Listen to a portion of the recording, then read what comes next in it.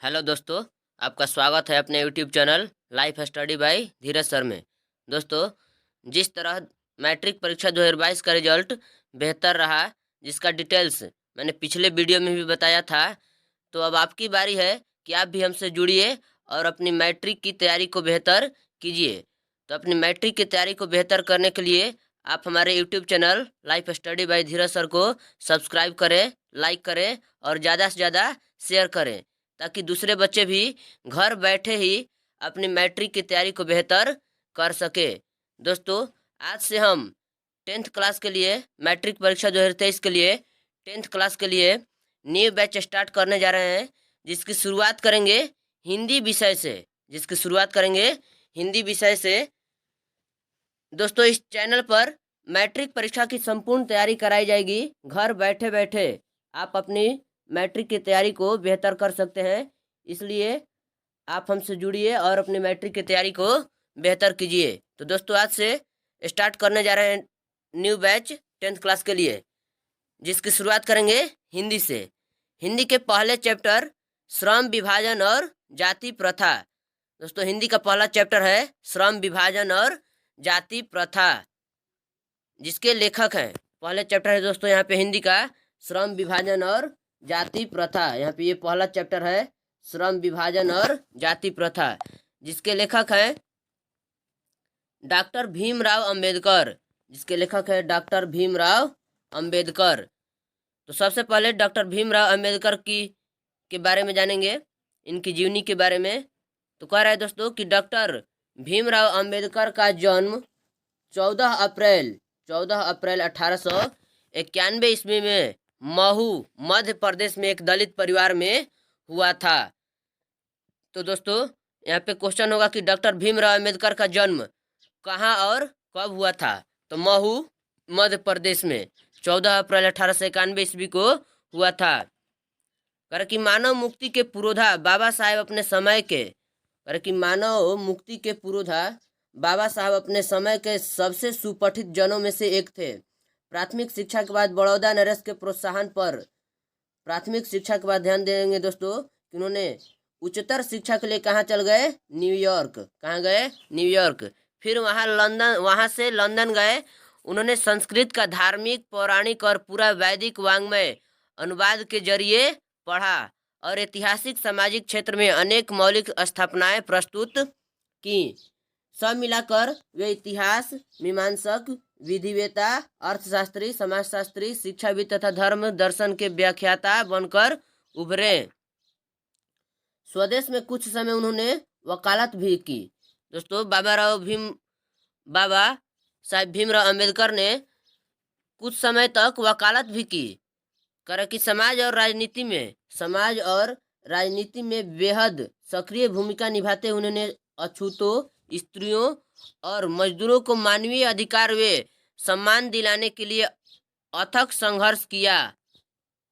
उनके चिंतन एवं रचनात्मकता के मुख्यतः 3 प्रेरक व्यक्ति रहे। यहाँ पे ध्यान देंगे दोस्तों कि उनके 3 प्रेरक व्यक्ति कौन कौन रहे? बुद्ध, कबीर और ज्योतिबा फुले।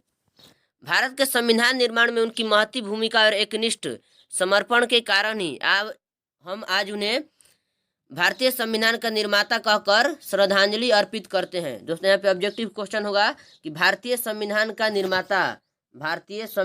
निर्माता किसे कहते हैं? तो बाबा साहेब भीमराव अंबेडकर को। आगे कहा कि दिसंबर 1956 में दिल्ली में बाबा साहेब का निधन हो गया। यानी उनका जन्म कब हुआ था दोस्तों? तो 14 अप्रैल 1891 को, और निधन कब हुआ? 1956 को। कर कि बाबा साहब ने अनेक पुस्तकें लिखी। उनकी प्रमुख रचना एवं भाषण है the caste in India, their mechanism, genesis and development, the untouchables, who are use, Buddhism and communism, Buddha and his Dhamma, thoughts on linguistic states, the rise and fall of the Hindu women, annihilation of caste. ध्यान देंगे दोस्तों कि ये जो पाठ है श्रम विभाजन और जाति प्रथा, ये यहीं से लिया गया है दोस्तों, एनिहिलेशन ऑफ कास्ट। आगे कह रहे कि हिंदी में उनका संपूर्ण वाङ्मय भारत सरकार के कल्याण मंत्रालय से बाबा साहेब अम्बेडकर संपूर्ण वाङ्मय नाम से 21 खंडों में प्रकाशित हो चुका है। आकर कि यहाँ प्रस्तुत पाठ बाबा साहेब के विख्यात भाषण annihilation of caste, annihilation of caste, इसको दोस्तों हाईलाइट करेंगे क्योंकि ये जो चैप्टर है श्रम विभाजन और जाति प्रथा, ये कहाँ से लिया गया है, एनिहिलेशन ऑफ कास्ट से। कर कि ललई सिंह यादव द्वारा किए गए हिंदी रूपांतर जाति भेद का उच्छेद से किंचित संपादन के साथ लिया गया है। यह भाषण जाति पाति तोड़क मंडल लाहौर के वार्षिक सम्मेलन 1936 के अध्यक्षीय भाषण के रूप में तैयार किया गया था, परंतु इसकी क्रांतिकारी दृष्टि से आयोजकों की पूर्णतः सहमति न बन सकने के कारण सम्मेलन स्थगित हो गया और यह पढ़ा न जा सका।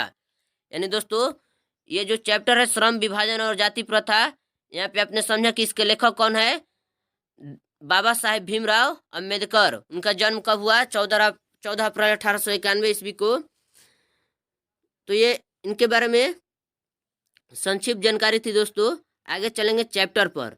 पहला चैप्टर है श्रम विभाजन और जाति प्रथा, जिसके लेखक कौन है दोस्तों, जिसके लेखक हैं बाबा साहेब भीमराव अम्बेडकर। आगे बात करेंगे दोस्तों, करें कि इस चैप्टर में सबसे पहले समझेंगे कि श्रम विभाजन और जाति प्रथा, यानी इस युग में भी दोस्तों करें कि यह विडंबना की ही बात है कि इस युग में भी जातिवाद के पोषकों की कमी नहीं है। ये सही बात है दोस्तों कि इस समय भी हम देख रहे हैं कि जातिवाद, कि ये उस जाति का है, ये उस जाति का है, वो उस जाति का, तो उसे ये नहीं करना चाहिए, उसे ये नहीं करना चाहिए, यानी इस तरह की बहुत सारी बातें चलती आ रही है दोस्तों। तो वही करें कि श्रम विभाजन और जाति प्रथा, यानी इस चैप्टर में जातिवाद और उससे जुड़ी हुई श्रम विभाजन, कि ये इस जाति के हैं तो इनको ये श्रम करना चाहिए, श्रम यानी काम, कामों का विभाजन, यानी श्रम का विभाजन जाति के अनुसार। इसमें यही बताया गया है दोस्तों कि श्रम का विभाजन जाति के अनुसार किया जाता है कि आप इस जाति के हैं तो आपको ये काम करना चाहिए, ये नहीं करना चाहिए, वो करना चाहिए, वो नहीं करना चाहिए। तो वही करें कि यह विडंबना की ही बात है कि इस युग में भी जातिवाद के पोषकों की कमी नहीं है। इसके पोषक कई आधारों पर इसका समर्थन करते हैं। समर्थन का एक आधार यह कहा जाता है कि आधुनिक सभ्य समाज कार्य कुशलता के लिए श्रम विभाजन को आवश्यक मानता है। चूँकि जाति प्रथा भी श्रम विभाजन का ही दूसरा रूप है, इसलिए इसमें कोई बुराई नहीं है। यानी दोस्तों हम इसको शॉर्टकट में समझेंगे इस कहानी को, इस चैप्टर के बारे में कि श्रम विभाजन और जाति प्रथा, यानी इस चैप्टर में सबसे पहले जातिवाद के बारे में दिया गया है और दूसरा कि जाति के अनुसार श्रम का विभाजन यानी काम का विभाजन। वही करे कि जाति प्रथा को यहाँ पे दोस्तों आगे यहाँ पे ध्यान देंगे दूसरे पैराग्राफ में कि जाति प्रथा को यदि श्रम विभाजन मान लिया जाए तो यह स्वाभाविक विभाजन नहीं है। क्योंकि जाति प्रथा को यदि श्रम विभाजन मान लिया जाए कि आप इस जाति के हैं, आपको ये श्रम करना चाहिए, काम करना चाहिए, तो ये स्वाभाविक विभाजन नहीं है, क्योंकि यह मनुष्य की रुचि पर आधारित नहीं है, क्योंकि यह मनुष्य की रुचि पर आधारित नहीं है। कुशल व्यक्ति या सक्षम श्रमिक समाज का निर्माण करने के लिए यह आवश्यक है कि हम व्यक्तियों की क्षमता इस सीमा तक विकसित करें कि जिससे वह अपने पेशा या कार्य का चुनाव स्वयं कर सके। यहाँ पे दोस्तों कह रहे कि अपने कार्य का चुनाव स्वयं कर सके। इस सिद्धांत के विपरीत जाति प्रथा का दूषित सिद्धांत यह है कि इससे मनुष्य के प्रशिक्षण अथवा उसकी निजी क्षमता का विचार किए बिना दूसरे ही दृष्टिकोण, यहाँ पे ध्यान देंगे दोस्तों कि जातिवाद से कितना फायदा है कितना नुकसान है। वही करे कि जाति प्रथा का दूषित सिद्धांत यह है कि इससे मनुष्य के प्रशिक्षण अथवा इसकी निजी क्षमता का विचार किए बिना ही,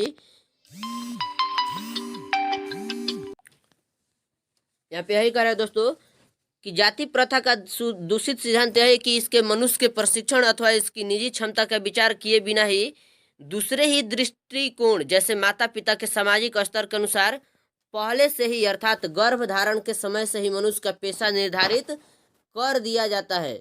दोस्तों ये सही बात है कि जातिवाद के चलते श्रम का भी विभाजन हो जाता है कि आप इस जाति के हैं, आपको अपने जीवन में ये काम करना है, ये काम नहीं करना है, तो इसका विभाजन जातिवाद के चलते कर दिया जाता है, जो कि सही नहीं है। आगे कह रहे दोस्तों कि जाति प्रथा पेशे का दोषपूर्ण पूर्व निर्धारण ही नहीं करती, बल्कि मनुष्य को जीवन भर के लिए एक पेशे में बांध भी देती है। ये भी बात सही है दोस्तों कि जाति प्रथा जो है वो पेशे का दोषपूर्ण पूर्व निर्धारण ही नहीं करती, बल्कि मनुष्य को जीवन भर के लिए एक पेशे में बांध देती है कि आप इस जाति से हैं तो आपका ये पेशा होगा। तो आगे कर कि भले ही पेशा अनुपयुक्त या अपर्याप्त होने के कारण वह भूखों मर जाए, आधुनिक युग में यह स्थिति प्रायः आती है क्योंकि उद्योग धंधों की प्रक्रिया व तकनीक में निरंतर विकास और कभी कभी अकस्मात परिवर्तन हो जाता है, जिसके कारण मनुष्य को अपना पेशा बदलने की आवश्यकता पड़ सकती है। यदि प्रतिकूल परिस्थितियों में भी मनुष्य को अपनी पेशा बदलने की स्वतंत्रता न हो तो इसके लिए भूखों मरने के अलावा क्या चारा रह जाता है। हिंदू धर्म की जाति प्रथा किसी भी व्यक्ति को ऐसा पेशा चुनने की अनुमति नहीं देती है जो उसका पैतृक पेशा न हो, भले ही वह उसमें पारंगत हो। इस प्रकार का है दोस्तों कि पेशा परिवर्तन की अनुमति न देकर जाति प्रथा भारत में बेरोजगारी का एक प्रमुख व प्रत्यक्ष कारण बनी हुई है। यहाँ पे दोस्तों ये ऑब्जेक्टिव क्वेश्चन होगा कि भारत में बेरोजगारी का प्रमुख व प्रत्यक्ष कारण कौन बनी हुई है, तो जाति प्रथा। कर कि इस प्रकार हम देखते हैं कि श्रम विभाजन की दृष्टि से भी जाति प्रथा गंभीर दोषों से युक्त है। जाति प्रथा का श्रम विभाजन मनुष्य की स्वेच्छा पर निर्भर नहीं रहता, मनुष्य की व्यक्तिगत भावना तथा व्यक्तिगत रुचि का इसमें कोई स्थान अथवा महत्व नहीं रहता। आगे कह रहा है कि इस आधार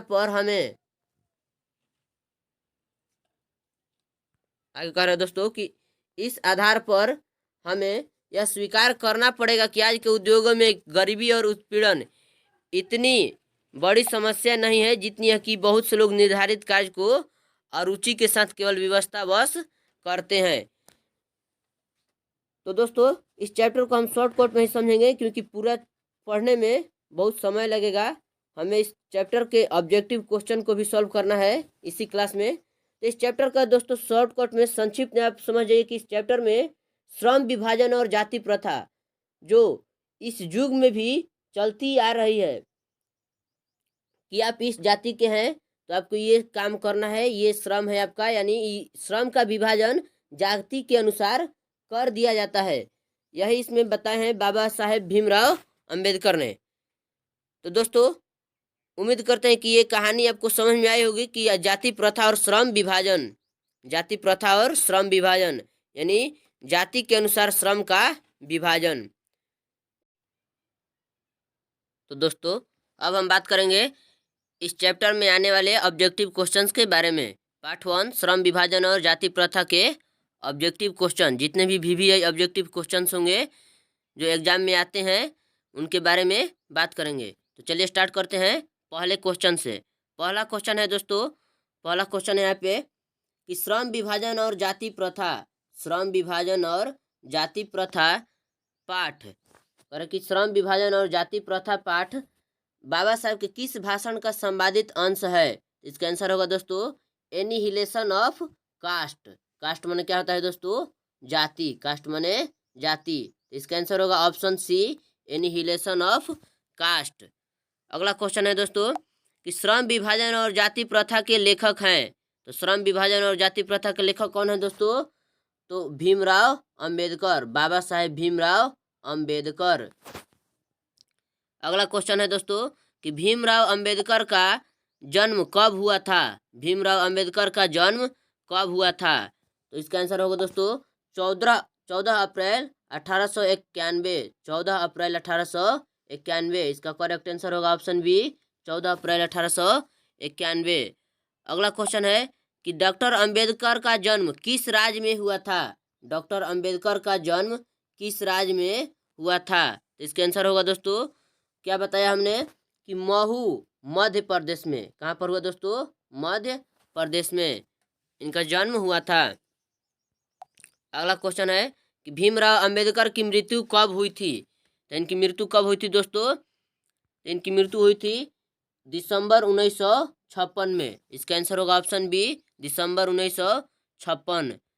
अगला क्वेश्चन है कि भीमराव अंबेडकर के चिंतन और रचनात्मकता के मुख्यतः कितने प्रेरक व्यक्ति थे। तो हमने बताया दोस्तों कि कितने प्रेरक व्यक्ति थे? 3।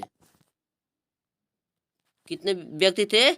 3। इनका आंसर होगा ऑब्जेक्टिव क्वेश्चन का आंसर होगा 6 का ऑप्शन डी, 3 व्यक्ति थे। अगला क्वेश्चन है दोस्तों, डॉक्टर अंबेडकर किस वर्ग के परिवार में जन्म लिए थे। तो किस वर्ग के परिवार में जन्म लिए थे दोस्तों? दलित वर्ग। इसका आंसर होगा ऑप्शन सी, दलित वर्ग। अगला क्वेश्चन है, जातिवाद के पोषकों द्वारा श्रम विभाजन किसका दूसरा रूप माना जाता है। तो जाति प्रथा। किसका? जाति प्रथा। जातिवाद के पोषकों द्वारा श्रम विभाजन यानी श्रम का विभाजन किसका दूसरा रूप माना जाता है? जाति प्रथा का। इसका आंसर होगा ऑप्शन बी, जाति प्रथा। अगला क्वेश्चन है, जाति प्रथा किस प्रकार का श्रम विभाजन है। जाति प्रथा किस प्रकार का? तो अस्वाभाविक। अगला क्वेश्चन है, जाति प्रथा के अनुसार श्रम विभाजन का आधार क्या है। पैतृक पेशा यानी उस जाति की पैतृक पेशा कि उसके पूर्वज इस काम को करते आ रहे हैं, तो उनके बच्चे का जन्म होगा तो भी उसी काम को करेगा, यानी पैतृक पेशा। इनका आंसर होगा 10 का करेक्ट आंसर होगा ऑप्शन सी, पैतृक पेशा। अगला क्वेश्चन है, श्रम विभाजन और जाति प्रथा शीर्षक किनके द्वारा हिंदी में रूपांतरित है। तो इसका आंसर होगा दोस्तों ऑप्शन सी, ललई सिंह यादव। अगला क्वेश्चन है, जाति प्रथा मनुष्य के पेशे को किस प्रकार प्रभावित करती है। जाति प्रथा मनुष्य के पेशे को किस प्रकार प्रभावित करती है। यह मनुष्य के जीवन भर के लिए एक पेशे में बांध देती है। जाति प्रथा कि आप इस जाति के हैं तो आपको जीवन भर यही काम करना है, आपका यही पेशा है। तो इसका आंसर होगा ऑप्शन बी। अगला क्वेश्चन है, विडंबना का अर्थ क्या है। विडंबना का अर्थ क्या है दोस्तों? इसका अर्थ है उपहास। इसका अर्थ है उपहास। इसका आंसर होगा ऑप्शन बी, उपहास। सच्चे लोकतंत्र का पर्याय है। सच्चे लोकतंत्र का पर्याय है क्या है दोस्तों? सच्चे लोकतंत्र का पर्याय है भाईचारा। भाईचारे को निभाना। इसका आंसर होगा ऑप्शन सी। अगला क्वेश्चन है दोस्तों, भीमराव अंबेडकर के प्रेरकों के क्या क्या नाम थे। यानी उनके 3 प्रेरक थे। कौन कौन थे दोस्तों? तो कौन कौन थे? बुद्ध, कबीर और ज्योतिबा फुले। बुद्ध, कबीर और ज्योतिबा फुले 3 प्रेरक थे। इसका आंसर होगा ऑप्शन सी। अगला क्वेश्चन है दोस्तों, बाबा साहेब अम्बेडकर संपूर्ण वाङ्मय नाम की पुस्तक कितने खंडों में प्रकाशित हो गई। तो कितने खंडों में प्रकाशित हो गई दोस्तों? 21 खंडों में। इसका आंसर होगा ऑप्शन सी, 21 खंडों में। अगला क्वेश्चन है, लाहौर का वार्षिक सम्मेलन कब हुआ था। लाहौर का वार्षिक सम्मेलन कब हुआ था दोस्तों? इसका आंसर होगा 1936 में, ऑप्शन बी, 1936 में। अगला क्वेश्चन है, डॉक्टर भीमराव अंबेडकर की रचनात्मकता के प्रेरक व्यक्ति थे। तो इनमें से कौन कौन थे दोस्तों? पहले ये बताए कितने थे? तो 3 थे। कौन कौन? महात्मा बुद्ध, कबीर और ज्योतिबा फुले। तो इसमें ऑप्शन में दिया है महात्मा गांधी, ज्योतिबा फुले, गोपाल कृष्ण गोखले, विवेकानंद। तो कौन इसमें होंगे answer? Jyotiba Phule, option B. अगला क्वेश्चन है, किनके प्रोत्साहन पर बाबा साहेब उच्चतर शिक्षा हेतु न्यूयॉर्क गए। किसके? तो बड़ौदा नरेश के। इसका आंसर होगा ऑप्शन सी, बड़ौदा नरेश के। बुद्धा एंड हिज धर्म के लेखक कौन है। तो लेखक कौन है दोस्तों? ये किनकी पुस्तक है? तो भीमराव अंबेडकर। इसका आंसर होगा ऑप्शन डी, भीमराव अंबेडकर। अगला क्वेश्चन है, भीमराव अंबेडकर की रचना है। भीमराव अंबेडकर की रचना है। कौन रचना है दोस्तों?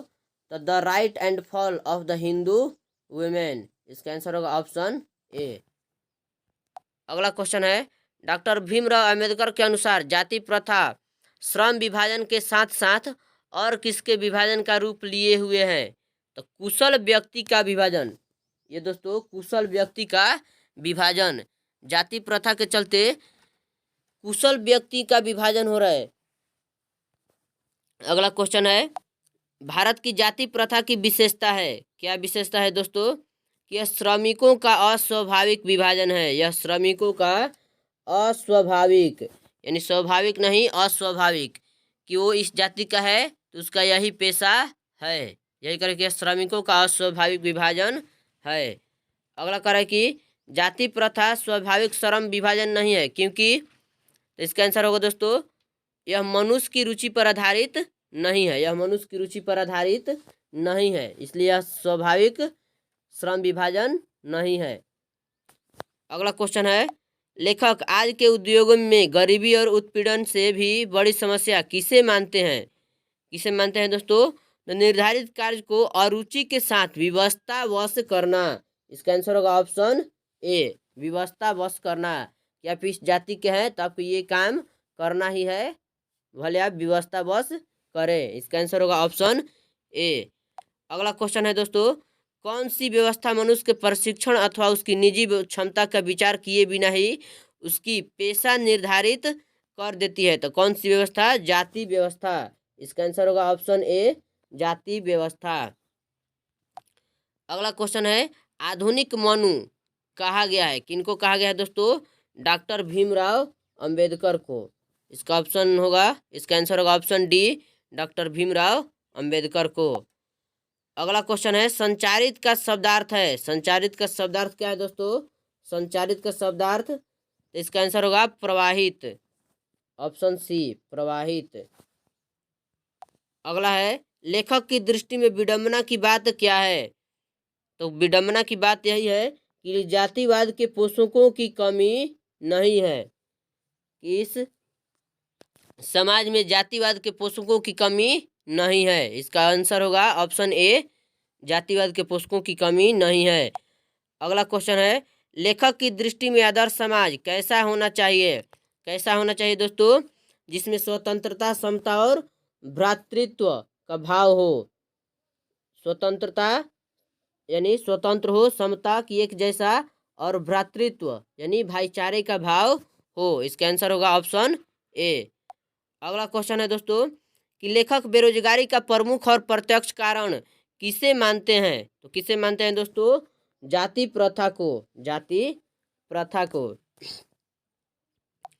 अगला क्वेश्चन है, डॉक्टर भीमराव अंबेडकर का जन्म कहाँ हुआ था? तो कहाँ हुआ था दोस्तों? महू मध्य प्रदेश। कहाँ हुआ था? महू मध्य प्रदेश। कब हुआ था दोस्तों? 1891 ईस्वी में, 14 अप्रैल 1891 ईस्वी में। अगला क्वेश्चन है, डॉक्टर अंबेडकर ने किस पत्रिका का संपादन किया था? तो किस पत्रिका का संपादन किया था दोस्तों? बहिष्कृत भारत। इसका आंसर होगा ऑप्शन सी, बहिष्कृत भारत। अगला क्वेश्चन है, भारतीय संविधान के निर्माता के रूप में हम किन्हें जानते हैं? यानी भारतीय संविधान के निर्माता किन्हें कहा जाता है दोस्तों? तो किन्हें कहा जाता है? भीमराव अंबेडकर को। इसका आंसर होगा ऑप्शन बी। अगला क्वेश्चन है, कि डॉक्टर अंबेडकर का वाङ्मय हिंदी में कितने खंडों में प्रकाशित हो चुकी है?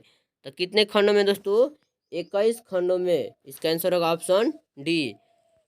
अगला क्वेश्चन है, आधुनिक सभ्य समाज कार्यकुशलता के लिए किसे आवश्यक मानता है? श्रम विभाजन। किसे मानता है दोस्तों? श्रम विभाजन। कार्यकुशलता के लिए किसे आवश्यक मानता है? श्रम विभाजन। अगला क्वेश्चन है, डॉक्टर भीमराव अंबेडकर के पिता का क्या नाम था? तो इनके पिता का क्या नाम था दोस्तों? रामजी सकपाल। इसको आप अच्छे से नोट कीजिएगा, रामजी सकपाल, ऑप्शन बी। अगला क्वेश्चन है, डॉक्टर भीमराव अंबेडकर के माता का क्या नाम था? इनके माता का क्या नाम था दोस्तों? भीमाबाई। भीमाबाई। ये सब क्वेश्चन भी क्वेश्चन है दोस्तों, इसको अच्छे से नोट करेंगे कि इनके पिता का नाम क्या था, माता का नाम क्या था। तो इसका आंसर होगा, माता का क्या नाम था दोस्तों? भीमाबाई। अगला, डॉक्टर अंबेडकर ने पीएचडी की उपाधि कब प्राप्त की? तो कब प्राप्त की दोस्तों? 1916 ईस्वी में। इसका आंसर होगा ऑप्शन सी, 1916 ईस्वी में। अगला है क्वेश्चन, कि the castes in India where mechanism किनकी रचना है? किनकी रचना है दोस्तों? डॉक्टर भीमराव अंबेडकर की। इसका आंसर होगा ऑप्शन ए। अगला क्वेश्चन है दोस्तों कि मूक नायक क्या है? मूक नायक क्या है? तो क्या है दोस्तों मूक नायक? एक पत्रिका है। मूक नायक क्या है? एक पत्रिका है। इसका आंसर होगा ऑप्शन बी। आधुनिक सभ्य समाज में कार्य कुशलता के लिए किसको आवश्यक माना गया है? तो किसको आवश्यक माना गया है दोस्तों? श्रम विभाजन। किसको? श्रम विभाजन। अगला, जाति प्रथा भारत में क्यों एक प्रमुख कारण बनी है? क्यों एक प्रमुख कारण बनी है दोस्तों? क्योंकि इसके चलते बेरोजगारी बढ़ गई है। इसका आंसर होगा ऑप्शन बी, बेरोजगारी। अगला है, बाबा साहेब भीमराव अंबेडकर का विख्यात भाषण इनमें से कौन सा है? Annihilation of caste. कौन सा है दोस्तों? Option C, annihilation of caste. अगला क्वेश्चन है, भीमराव अंबेडकर ने निम्न में से किनकी रचना की? तो किनकी? बहादुर, नाखून क्यों बढ़ते हैं, जाति प्रथा और श्रम विभाजन। इसका आंसर क्या होगा दोस्तों? ऑप्शन सी, जाति प्रथा और श्रम विभाजन। श्रम विभाजन और जाति प्रथा गद्य की कौन सी विधा है? गद्य की कौन सी विधा है दोस्तों? ये एक निबंध है। क्या है दोस्तों ये? इसका आंसर होगा ऑप्शन बी, ये एक निबंध है। इसका आंसर होगा ऑप्शन बी, निबंध। अगला क्वेश्चन है, सभ्य समाज, सभ्य समाज श्रम विभाजन के लिए किसको आवश्यक मानता है? कार्य कुशलता। किसे मानता है दोस्तों? कार्य कुशलता। कि आप किसी भी जात के हो, इससे मतलब नहीं है, आपके अंदर कार्य करने की कुशलता होनी चाहिए। इसका आंसर होगा ऑप्शन ए, कार्य कुशलता। अगला है दोस्तों कि भारतीय संविधान के निर्माण में, इस चैप्टर का लास्ट क्वेश्चन है ये, पहला चैप्टर हिंदी में श्रम विभाजन और जाति प्रथा, जिसका ये अंतिम क्वेश्चन है दोस्तों कि भारतीय संविधान के निर्माण में महत्वपूर्ण भूमिका किसकी है? तो किसकी है दोस्तों भारतीय संविधान के निर्माण में? इसका आंसर होगा ऑप्शन ए, भीमराव अंबेडकर। तो दोस्तों ये रहा आज हिंदी में पहले चैप्टर श्रम विभाजन और जाति प्रथा में जितने भी ऑब्जेक्टिव क्वेश्चन थे, उस सब क्वेश्चन को यहाँ पे हमने कराया। ये सब क्वेश्चन दोस्तों एग्जाम में आए हैं, आने की संभावना है। सब के सब क्वेश्चन VVI क्वेश्चन है। इसलिए आपसे रिक्वेस्ट है कि आप इस वीडियो को शुरू से अंत तक देखें, क्योंकि एक भी क्वेश्चन छूटेगा तो समझ जाए कि एग्जाम में अगर वो क्वेश्चन आ गया तो फिर नहीं बनेगा। इसलिए आपसे रिक्वेस्ट है कि आप इस वीडियो को शुरू से अंत तक देखें, और उम्मीद करते हैं कि आपको हिंदी के पहले पाठ श्रम विभाजन और जाति प्रथा, ये पाठ समझ में आई होगी। इस पाठ के लेखक डॉक्टर भीमराव अंबेडकर हैं। इस पाठ में श्रम विभाजन और जाति प्रथा यानी जातिवाद के आधार पर श्रम का विभाजन किया गया है कि आप इस जाति के हैं तो आपको ये श्रम करना है, यानी ये काम करना है, यानी काम का विभाजन किया गया है। तो दोस्तों कल बात करेंगे हिंदी के दूसरे चैप्टर, हिंदी में ही कल अगला क्लास होगा दोस्तों, क्योंकि सब सब्जेक्ट की हमको तैयारी करना है। तो एक सब्जेक्ट में 2-3 पाठ करके फिर स्टॉप करेंगे, फिर अगले पाठ अगले विषय पे चलेंगे, फिर उसमें भी 2-3 पाठ करेंगे। तो इसी तरह एग्जाम से पहले सभी विषयों की संपूर्ण तैयारी करना है। तो कल हम बात करेंगे हिंदी के दूसरे चैप्टर के बारे में। तो बस आज के लिए इतना ही दोस्तों, थैंक यू।